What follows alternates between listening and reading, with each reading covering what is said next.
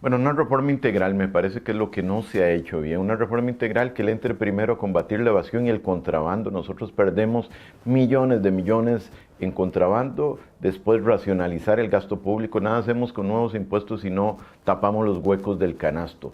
Después, obviamente, tenemos que entrar en reactivación económica que genera nuevos recursos y después de que ya hemos completado eso, hay que revisar los tributos existentes para poner a pagar a los que hoy en día no están pagando tributos. Primero, mejorar la recaudación, bajar todo el desperdicio en consultorías, asesorías, viajes y cosas que no tienen mayor importancia y negociar con una mejor vocación de diálogo un IVA, impuesto al valor agregado, de un 12%. Bajar el impacto, pero ampliar la base para que más gente pueda tributar y que no se afecte el bolsillo del costarricense. Desde el primer día de mi gobierno me abocaré a trabajar junto con la Asamblea Legislativa para resolver este tema. Se requiere recortar el gasto, se requiere mejorar la recaudación fiscal y se requiere mejorar los ingresos, pero los ingresos a partir de que el rico pague como rico y el pobre pague como pobre, como decía don Alfredo González Flores. Y también hay que reactivar la economía, dinamizar la economía interna para generar mayor producción y que se mejore también la recaudación tributaria.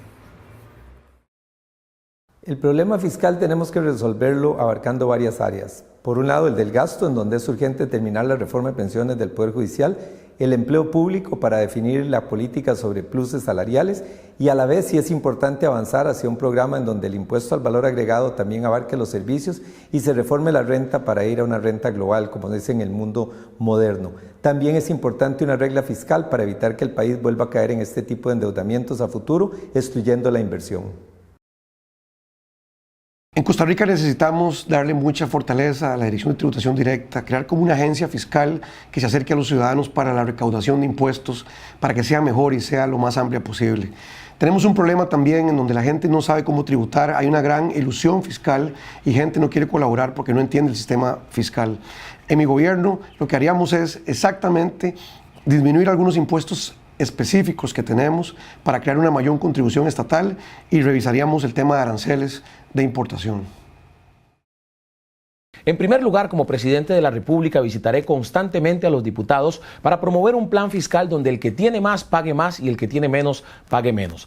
En segundo lugar, y paralelo, promoveremos un plan de contingencia para sostener la crisis. En tercer lugar, es importante también implementar la factura digital para reducir la evasión fiscal, uno de los grandes problemas en este momento. Y en cuarto lugar, eliminaremos los gastos superfluos, innecesarios y también los superávits, redirigiéndolos cuando existan para el pago de deuda pública.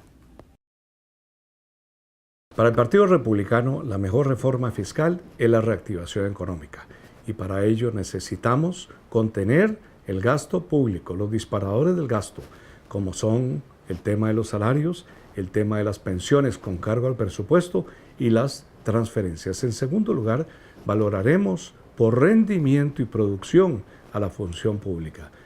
Pasaremos al impuesto valor agregado de un 13%, pero no aplica para la educación y para la salud.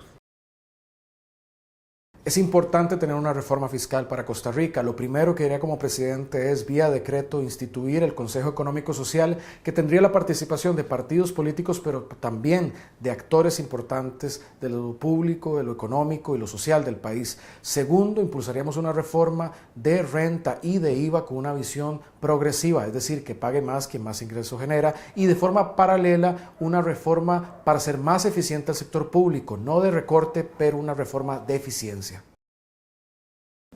Pues nosotros planteamos la necesidad de suspender los pagos de la deuda, asimismo una auditoría que fiscalice y determine cuál porcentaje de esa deuda ya fue pagada, cuál fue a invertir o a garantizar negocios corruptos y cuál del todo ya no debería pagarse porque ya fue saldada. Igualmente planteamos la necesidad de una reforma fiscal que le cobre impuestos a los ricos, que acabe con los privilegios fiscales de las grandes empresas de zonas francas y de capital transnacional, y nos oponemos a todas las medidas que pretenden cobrarle la crisis fiscal a la clase trabajadora.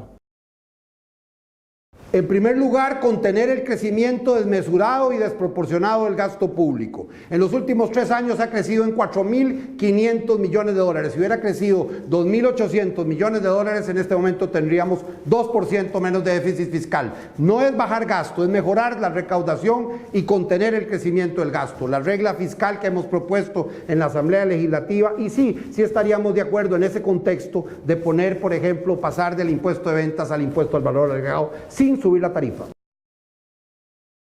El enfoque tiene que ser integral. Hay que reducir gasto, por un lado.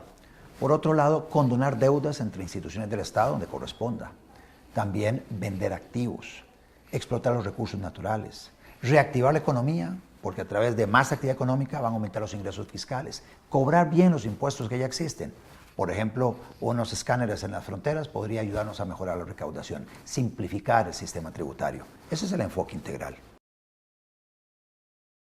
Consideramos que el tema del déficit fiscal se debe trabajar de una forma muy integral. Actualmente no estamos impulsando nuevos impuestos, sino que creemos que los que ya hay deben de ser recolectados de una forma correcta y especialmente detectar a aquellas personas que están teniendo algún tipo de evasión de impuestos. Consideramos también necesaria y urgente la reducción del gasto público. Esto sin duda alguna nos va a dar un respiro como país para poder invertir ese dinero en otras cosas.